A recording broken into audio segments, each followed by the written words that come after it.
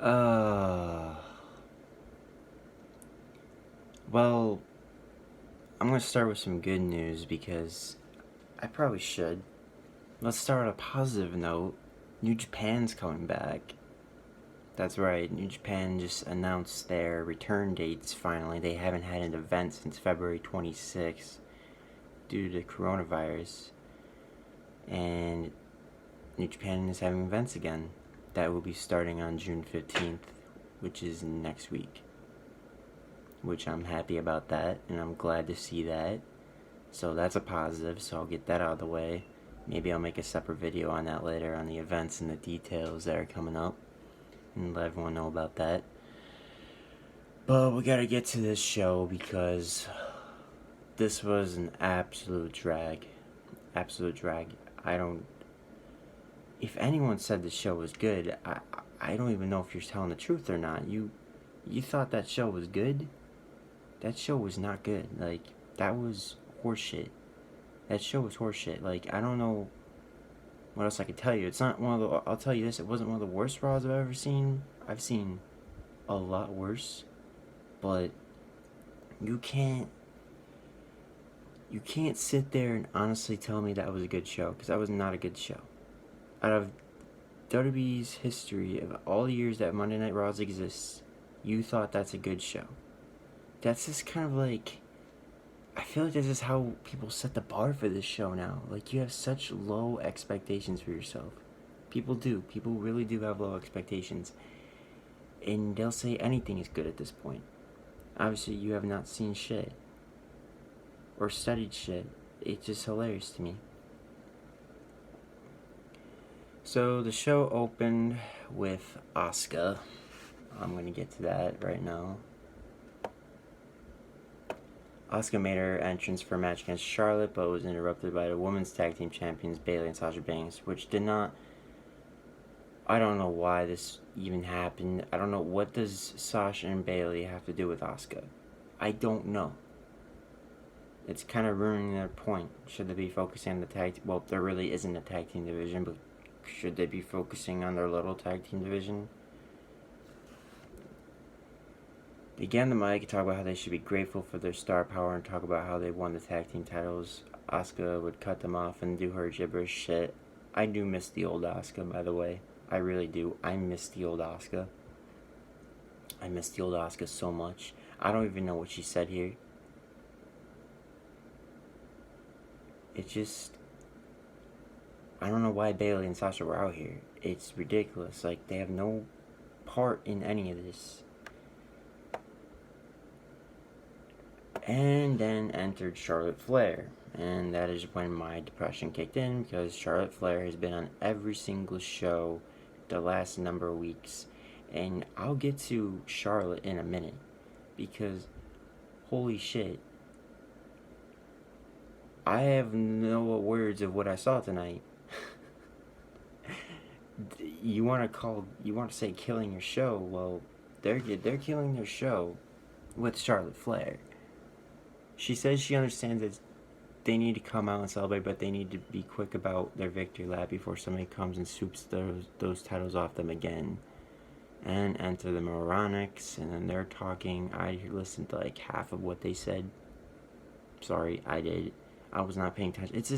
It's that same segment where you have two people start in the ring, or two different whatever, and then people come out like every minute, and then they interrupt, and it's the same. But we've seen this segment done so many times, and then it leads to a match at a or it's build a match at a pay-per-view, or it's leading to a match next after commercial break, which that was the case, because this wound up being a match with Asuka, Charlotte teaming up when they have a singles match later tonight. So that means I have to see Charlotte wrestle twice, which I thought that they were just going to cancel the match. I would prefer them just cancel Charlotte and Asuka, completely honest with you, because I knew what the inevitable was about to happen. I knew what was going to happen. Charlotte was going to beat Asuka.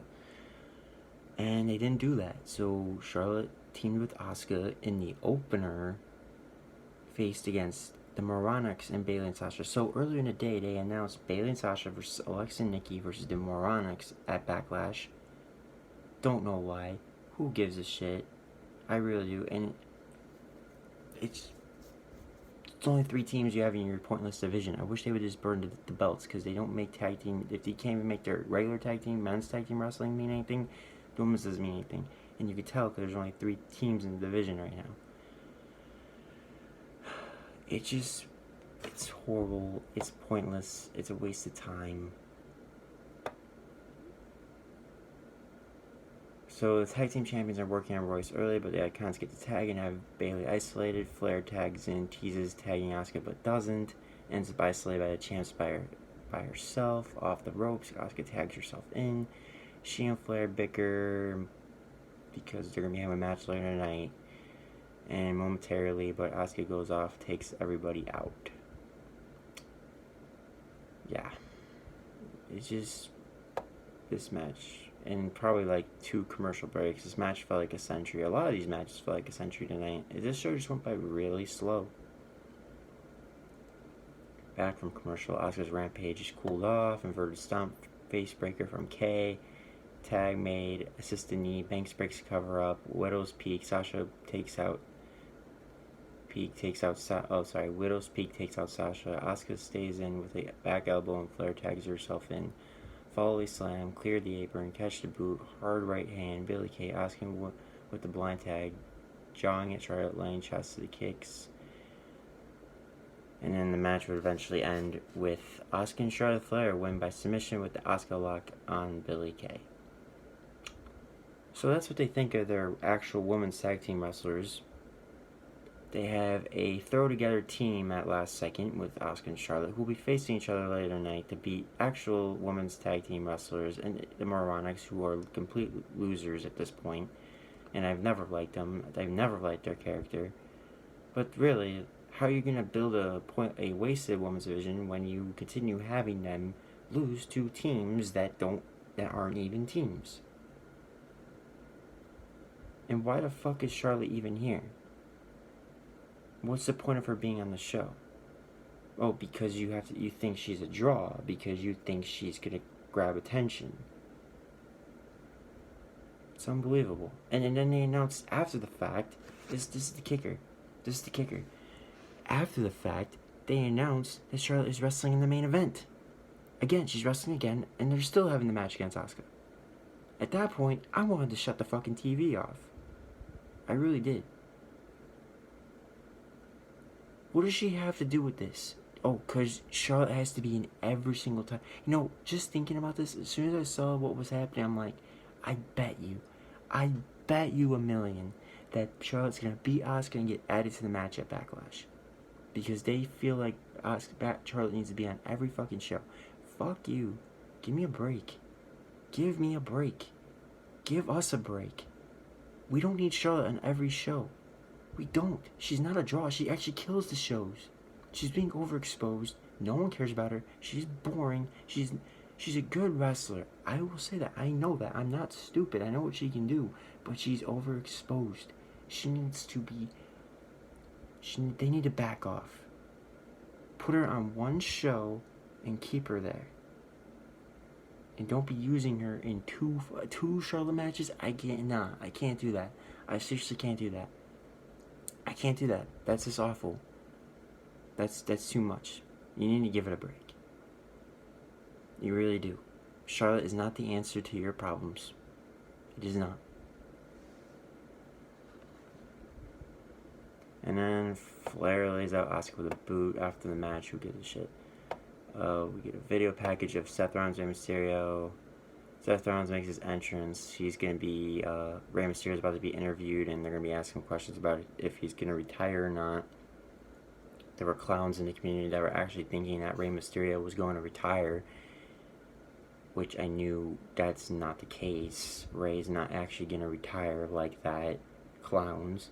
But Rey said that his eye is healing, and he's going to be back rather soon. And the doctor said that if he comes back early, it could risk the eye not healing. So I guess we'll see Rey back soon, and Seth Rollins invited Rey Mysterio to Raw next week. And after they were having a bicker back and forth, Rey was calling Seth Rollins a son of a bitch. and then they went to break, and then they got back from commercial. He says he saw his doctor this morning. He doesn't want him to make promises, but his eye is definitely healing. He still doesn't know when he's going to be cleared to compete, but when he does, here's a warning. He's not going to wait until the end of the match to hit Seth with the 619. He's going for it the second the bell rings. Seth Rollins complains about Mysterio spreading misinformation and gets mad before calming himself down, saying he's going to give Ray one more chance to walk away peacefully by inviting him and Dominic to Raw next week so he can show him that his sacrifice was for the greater good. Mysterio says the only reason he's inviting him is that he's not cleared and he will be soon, and says something really threatening sounding in Spanish. So I'm going to assume that next week Ray's eye is magically going to be healed and we're going to be setting up a match. Obviously it's not going to be at Backlash, but probably at the next pay-per-view after Backlash. I'm going to be honest, I don't think they're going to be fighting until SummerSlam. They're probably going to do Seth and Ray at SummerSlam. So we'll see where that goes. Ray's eye is probably going to be healed next week. Or they're going to have Dominic wrestle at the next pay-per-view, and then SummerSlam Ray will wrestle. That's what's going through my head at this point. Aleister Black and Humberto the Loser versus Austin Theory and Buddy Murphy. This match wasn't very long. Kyle and Theory start the match. Humberto right out of the gate, springboard crossbody, springboard, arm drag, but Austin snaps his neck over the top rope, dropkick, only a near fall, working Killeriel over the tags, Black in a whirlwind of kicks into a grabba that I don't know what the hell this. I'm getting this off cage side seats, by the way, so sorry. But Theory runs in, gets booted off the apron. Kura with a tope, Buddy with a O'Connor roll, a dropkick to Humberto on the kick out, jockeying for position in the turnbuckles. Aleister with a high knee strike cover. Aleister Black and Roberto Carrillo win by pinfall with a knee strike from Black on Buddy Murphy. You know, this match was nothing. Absolutely nothing, just looking back on it. The post-match, Seth Rollins attacked Aleister, and then they hit the blackout on Aleister and pretty much sacrificing Aleister. You know, what do I think about the Seth Rollins gimmick? I like the gimmick. I enjoy the game. I enjoy Seth Rollins way more than I did when he was babyface last year, and everything he was doing with Brock. I mean, that was dreadful. You know, I think I like Seth Rollins in this role. His first heel run I prefer, but this Seth Rollins is way more enjoyable than he was last year. Because last year, Seth Rollins, he's still a clown, but on Twitter and all that. But I am enjoying, he's playing the gimmick very well, and I'm enjoying that part of him, and I'm enjoying that part. And we'll see where it goes with Rey Mysterio. This feud has not been bad. It's actually been pretty interesting, so we'll see where it goes. This match overall right here, though, was nothing special. And Humberto is still a loser. Randy Orton is interviewed backstage. He says the only question in his mind is whether Edge is going to be the only guest on the Peep Show tonight. He confirms that it is next and asks Charlie Caruso to keep it quiet. But he thinks it's quite possible that there might be two guests on the show. So it was pretty obvious. Randy Orton was going to be on the Peep Show, so it was pretty obvious right there. Randy Orton's always got that good intensity. I like him, but I love him as a heel. He always plays that role great.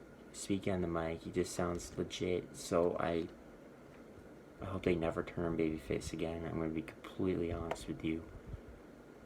Back from commercial, Christian welcomes to the show and introduces Edge without any further ado. So Christian starts out talking about how he's stoked he was for Edge's return when he got back, and he's being honest. He thinks he was running fumes already. Edge stares at him for a long beat. Christian kind of just threw a shot like right away. It kind of was reminding me of when Edge was throwing a shot at John Cena, like when he was retired when he was already retired. This was a year after he retired, and he was getting on John Cena for fuming out then because of what happened with The Rock, and he wasn't acting like the same John Cena, like preparing for his match against Brock at Extreme Rules. So, unsure how to reply, and Christian continues saying he doesn't think Edge could have the greatest match ever, even in his prime. I agree. Christian, I swear to God, I agree. I agree. You're speaking for all of us. And even after this segment, I still said the same thing. Look, I appreciate what they did in this segment. It was a great segment. But shit, you're not going to put the greatest match ever. Okay? I mean, you have to rely on pre-recorded match to make this good. Shawn and Taker, in front of a live audience, a live television, was able to do this without... What are you gonna do when it's taped? Are you gonna take like multiple takes of a spot? Are you gonna like repeat a spot more than once? Trying to make this as good as possible with your camera angles? Like, come on, guys. Like, seriously. Seriously. I don't know how this is gonna go. I'm not saying it's not gonna be a good match. Like, I think they'll have a good match. It's gonna be a really good match, but don't be surprised. It's not. I'm telling you, it's not going to be the greatest wrestling match of all time. It's not. I've seen two of these guys have matches together in singles in 2007 and in 2010. Okay? They had a really good match on Raw on April 07. In May 2010 at Over the Limit, the match flunked because Orton got injured in the middle of it. And then they had the match at WrestleMania, a last man standing match with stipulations, and the match flopped. I mean, come on. Come on. I haven't seen them, the 3 matches I've seen from nothing, nowhere, like only one match at 4 stars. I don't, there's no way that you're going to seriously sit there and tell me that there's even a chance of this being the greatest wrestling match of all time. If you think that it's going to beat Shawn and Taker, you're an idiot. You're an idiot. It's not going to do that. I'll give it a chance. I love Edge. I've been the biggest Edge fan since I was a kid. But greatest wrestling match of all time, especially at the age these two are at, no. It's not happening. No matter what editing they do with a taped match. It's not happening. They're best friends. They have to be brutally honest, right? Those are some high expectations. Edge thinks he can live up to that. He's lying to himself. He's starting to buckle, and he doesn't think he can handle the pressure. Edge asks him to pump the brakes and put himself in his shoes. So Edge is sounding unconfident, telling Christian the pressure that he's under. I would be under pressure too.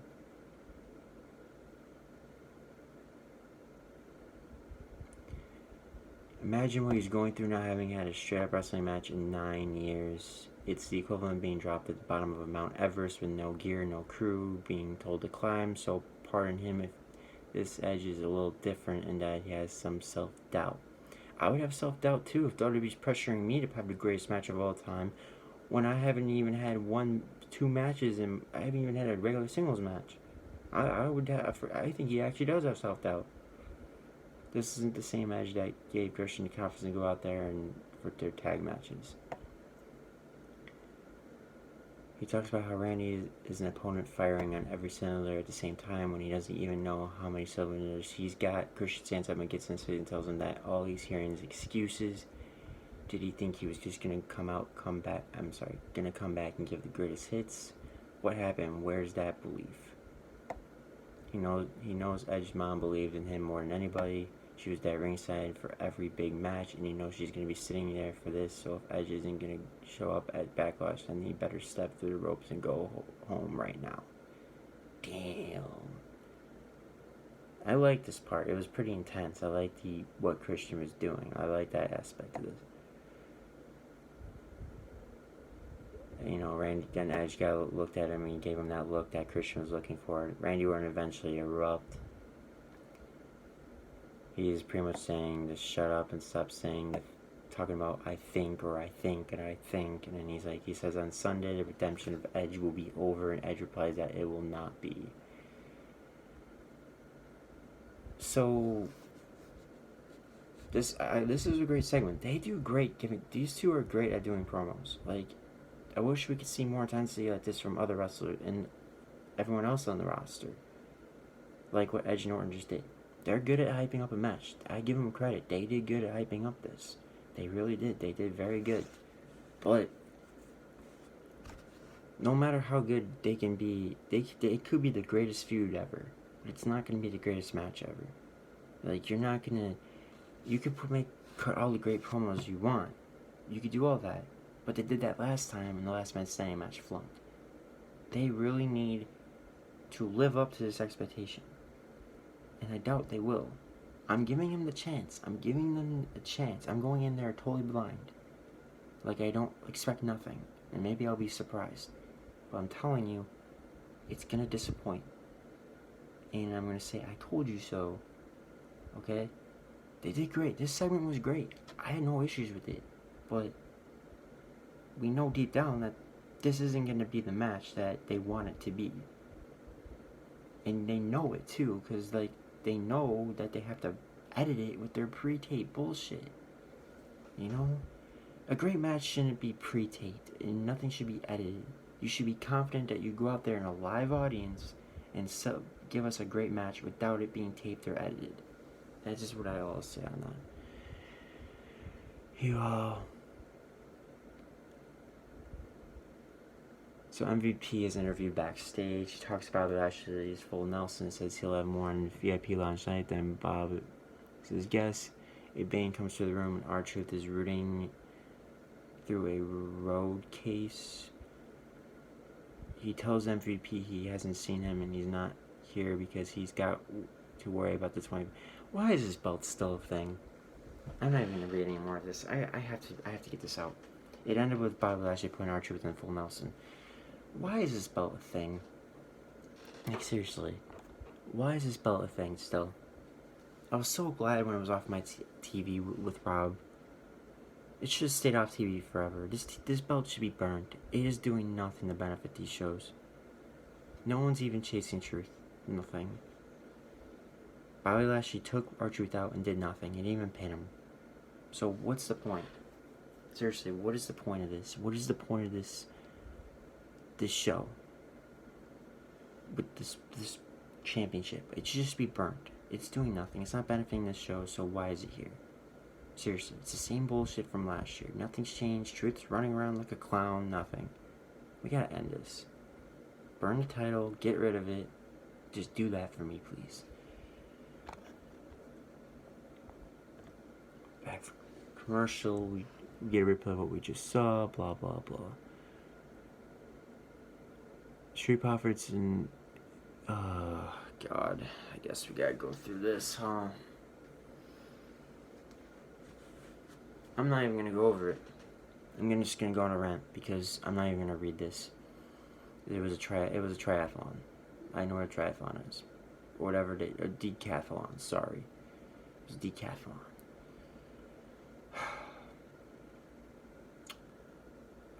Do you see why FTR left now? Like, do you see, like, why they left? Like, do you get that, right? You see why FTR left? That's a problem. That's a problem. See, this is what they think of their tag team division. Not actual tag team wrestling, but they're fighting in these games or obstacle courses or all this bullshit. Instead of wrestling. This is a wrestling business. But it's World Wrestling. I don't care. It's wrestling. This is why FTR left. Because WWE doesn't treat tag team wrestling as important. They treat it as a joke. And they've been treating this as a joke. Right there, an example of the last number of weeks. It's a joke. It's a joke. They think tag team wrestling is a joke, and they don't care about it. End the story. I'm not going to go over it. I'm glad FTR left. I really do. And at this point, I hope the Viking Raiders leave.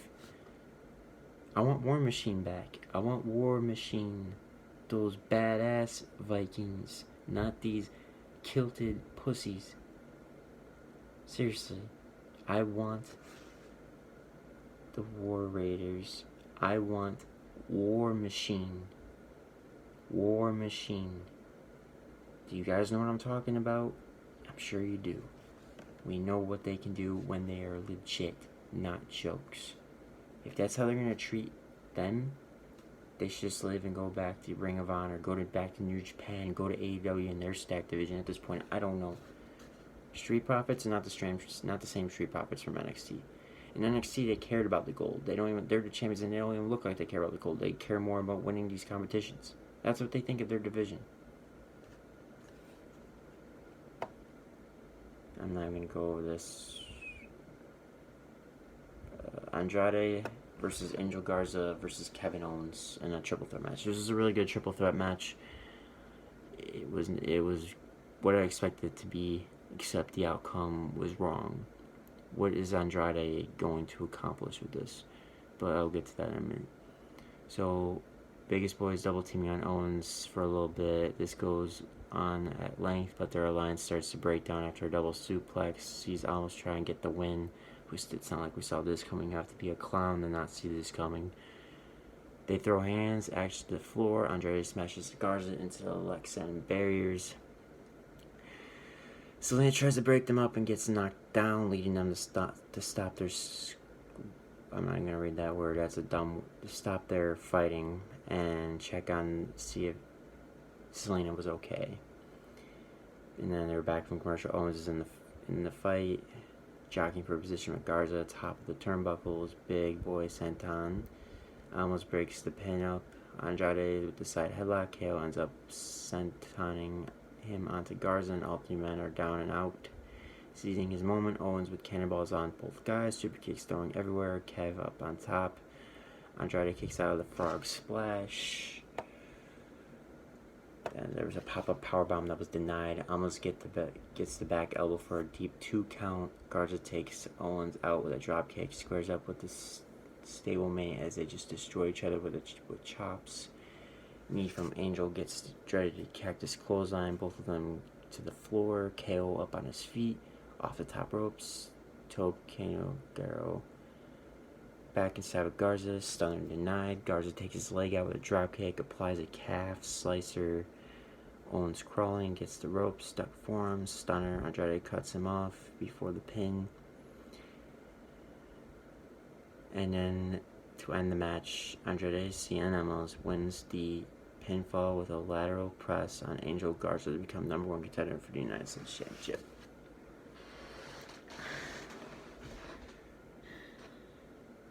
Okay. Hold up. You could have done anyone else, but Cien has been in the United States title picture for months. You couldn't give it to Angel Garza. I would have preferred Angel Garza and Cien. Cien's been a loser. He lost. He already lost the belt. Why is he still contending for the United States title? I hope he doesn't win it. Look, Cien's title run flopped. And I hope to God they're not just going to give it back to him, because that would be stupid. I wish I would have saw something fresh, and I wish Angel Garza would have got the win and faced Apollo this Sunday.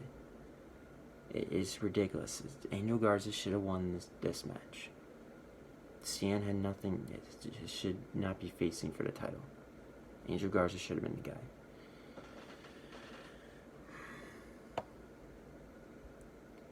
Recap for an opening segment. Charlotte Flair's interview backstage. Oh, this is good. This is good. No, not good. Not a good interview, but this is good. Listen to this.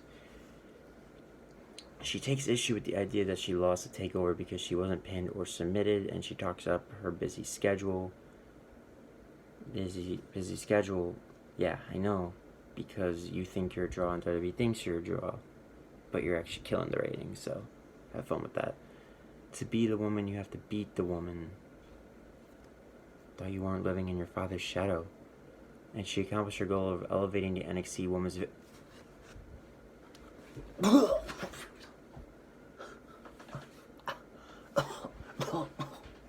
sorry. Oh, shit. What the fuck did you just... Hold up. Did you just say... elevating the NXT Women's Division?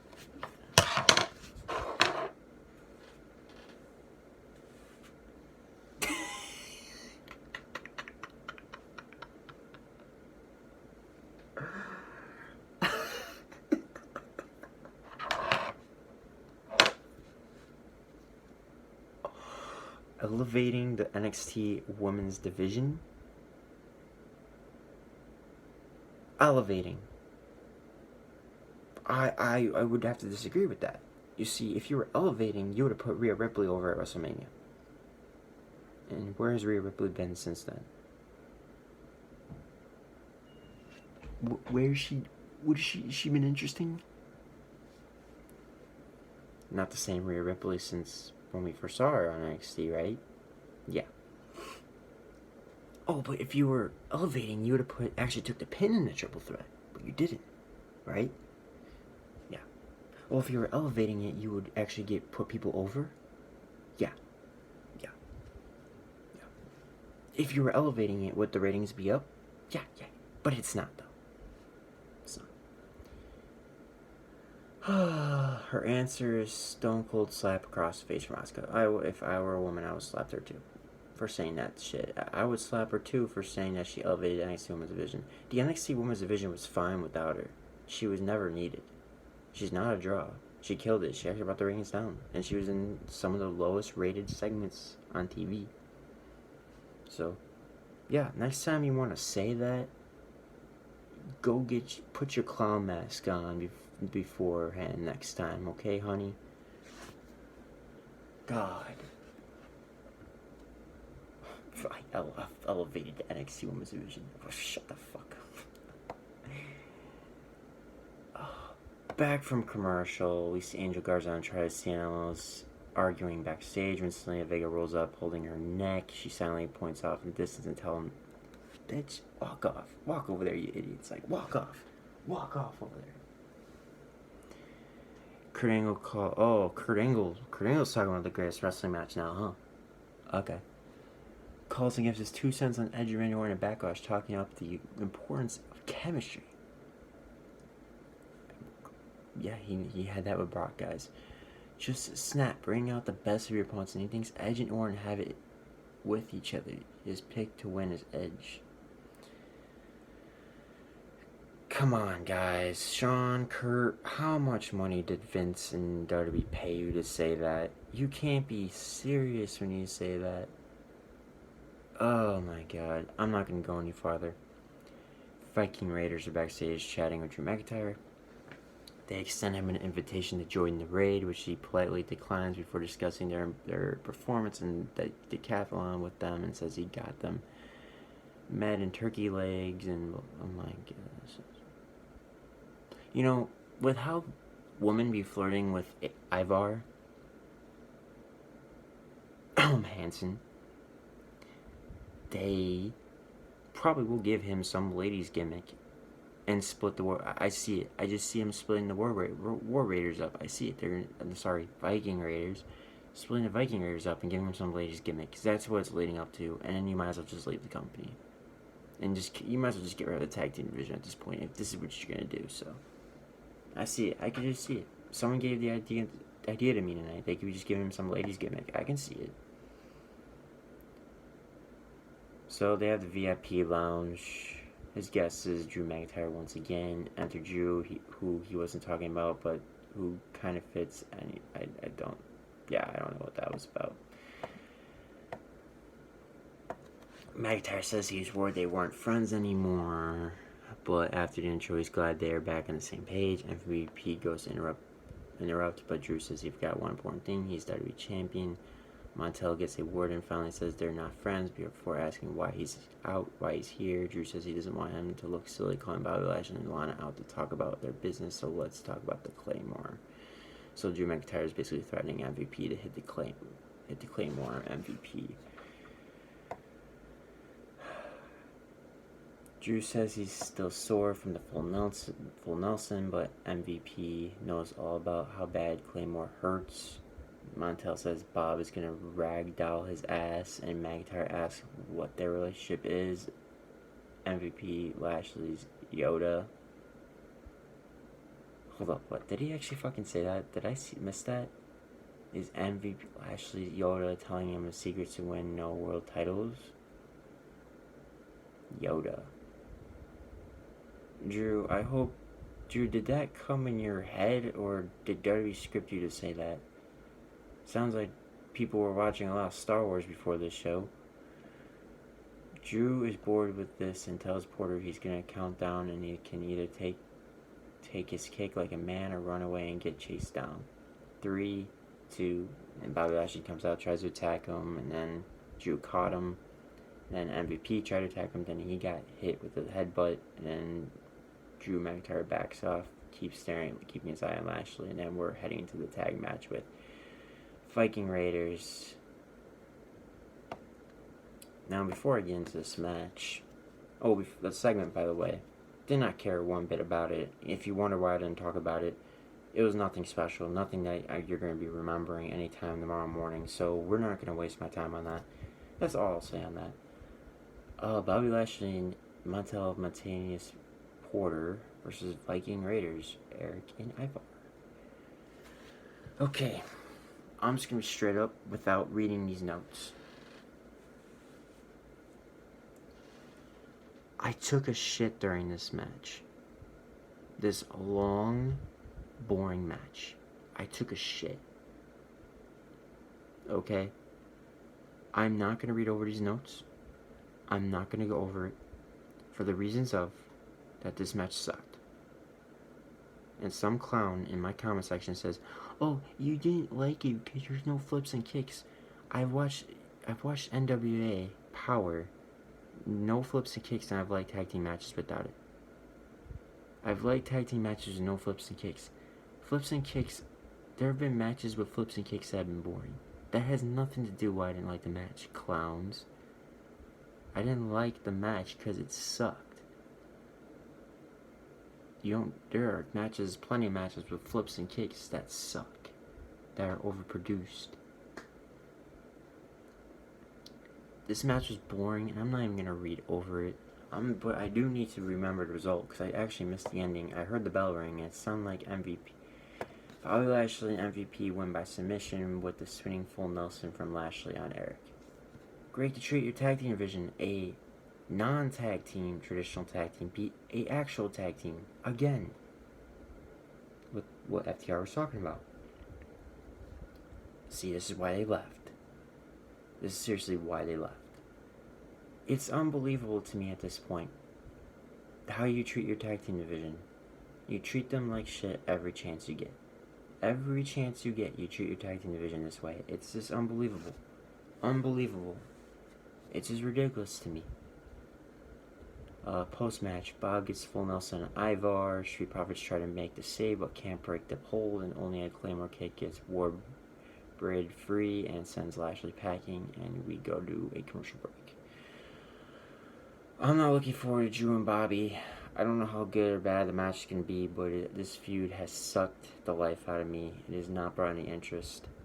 Drew's feud with Seth was good. I mean, his title reign, this WWE title reign has not been bad. Don't get me wrong.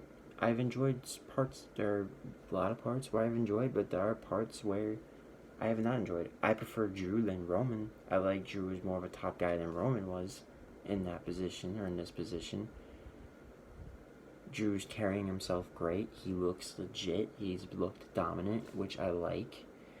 But this feud with Bobby hasn't been anything special. And by the way, this was actually meant for Jinder Mahal, so I don't want to wish an injury upon anybody. I hope he recovers. I hope he gets better. But that kind of saved us, honestly. I would take Lashley over Jinder Mahal any day in a title feud. You know, I don't know how good this match is going to be. I'm going to tell you it's probably not going to be as long as you think it's going to be, and it's probably not going to be as short as it's going to be. It's probably going to be like 10, 15 minutes, 10-minute match. I don't know. I don't know how you're going to book Drew after how he beat Brock at Mania in that short match, so we'll see where it goes. This feud hasn't been anything special, so we'll see where the match goes. But I'm not very interested in it right now. And we're at the main event. Asuka versus Charlotte Flair.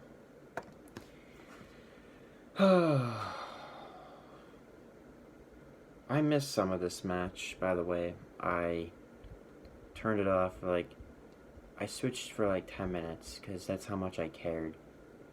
I want to talk about the ending, though. You know, there was a moonsault off the barricade by Charlotte. That was, I mean, it wasn't a bad match. It was a decent match, but, like, I didn't care one bit about it. I didn't. Because I knew what was going to happen. And I knew that everything WWE does is for Charlotte. And everything they're doing for Charlotte is killing your shows. And I hate to be a broken record and repeating the same thing over and over again. But she really is killing the shows. And it's unbelievable that WWE really thinks that Charlotte is their saving grace. And she's not. She's not. She's boring. She's a good wrestler. But she's not entertaining. And she's not interesting. She's not her father. I just can't watch her.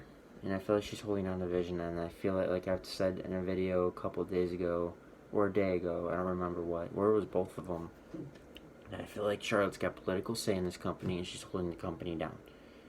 And that's all I'll say on that, because, like, I don't want to repeat myself. She's handed everything. She doesn't, I don't remember the last time I saw her take a clean pin.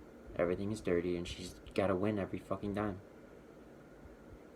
She hasn't taken a clean pin. She's always got to look dominant. She's always got to look superior. And, you know, there's way more talented women in that division that deserve an opportunity, and they're being held back because of this woman. Because she's on all 3 shows. It's ridiculous. So there was a moonsault off the barricade. Asuka is getting some kicks in that were brutal to her. Charlotte's face got hit in the nose a couple times. Probably legit. Charlotte's booted her to the floor. Flair was in control for some of this match. Choking Empress on the ropes. Whipped to the corner. Falling after, drawing her over the barricade, perching, and there's the moonsault off the barricade. Not the cleanest hit ever, but it does the job. Like, Charlotte's, like, Io Shirai's moonsaults are smooth, and they look like an actual moonsault. When Charlotte does a moonsault, it looks like more of a backflip than a moonsault. Which is, I guess she didn't learn anything from Io Shirai. Dragging her leg first into the post, posting Asuka's knees. Asuka pulls her into the post herself. This grammar's fucking awful. I'm getting this off. Back inside, hip attacks, sidestep, and a big boot lands. Wow, this grammar's fucking horseshit. I would grade this. Good thing he didn't learn shit from college, I guess. His grammar's like giving me like OCD or something. Like I want to fix it, but I can't. Spinning toe hold, figure 4 blocked spear, countered with a code breaker for a 2 count. Grounded octopus after a little back and forth. Flair fights out. Leg pick for up kick. Spear still no. Slugging it out. Forearm. Their last ounces of desperation feeling. Then armbar attempt. Asuka lock. Charlotte staying in the fight. And here's where the ending pisses me off. And it makes no sense. Nia Jax interferes, gets on the apron, and it looked like she was trying to attack Asuka. So I asked myself, why did the referee not DQ? Like, where was the DQ? You DQ for everything else, but not this. And then Charlotte hits a big boot, wins, but Asuka kicks out. But no one is the referee that stupid? They make the referees look like fucking idiots, dude. Seriously. How do you not see that? How do you not see it as a DQ? Who books this shit? Seriously, who books this shit? Charlotte gets another fucking win over the Raw Women's Champion, undeservedly, by the way. She just lost the NXT Women's Championship. I swear to God. I'm telling you. Charlotte's gonna get added to the match at Backlash, because they feel like that Charlotte should be on every single show. It's gonna be a triple threat. Because she pinned the champion. You know, you might as well just put her on every match at this point, because it seems like that's what you're doing. They're unbelievable. We need a break from Charlotte. Charlotte doesn't need to be in every title feud, every show, every match. She doesn't need to be any of this. She does not benefit the shows. She does not benefit the ratings. Nothing. End of story. They need to give us a break from Charlotte Flair. They really do. Alright, guys. I'm gonna head out. This was a long review, and hope it's not a trend.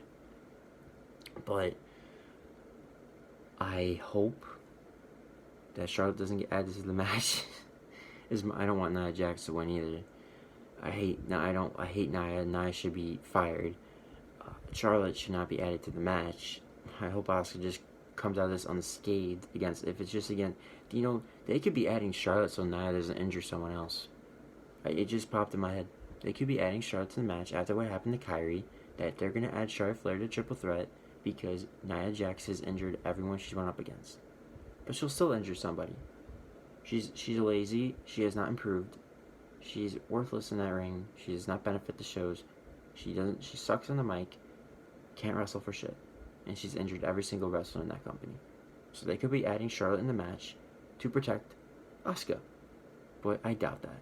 Because they don't give a shit about their wrestlers. You know why? Because if they did, Kyrie would not have been against Nia Jax for the second time. And then got hurt again. But I'm done. I'm gonna head out. Thanks for joining me for my Raw review. If you liked it, subscribe, like, comment, give me your thoughts on the show. Overall, the show wasn't the worst show ever, but it was a lot more negative than positive. I thought it was a bad show. Boring, very boring. It went by slow, so. But we're done. I made it. We're through. We got AEW Dynamite. We got Impact. I got Impact tomorrow. AEW Dynamite Wednesday. So New Japan's making its return. So we have some bright spots coming. Good shows coming pretty soon. So, and I'll see you guys later. Peace.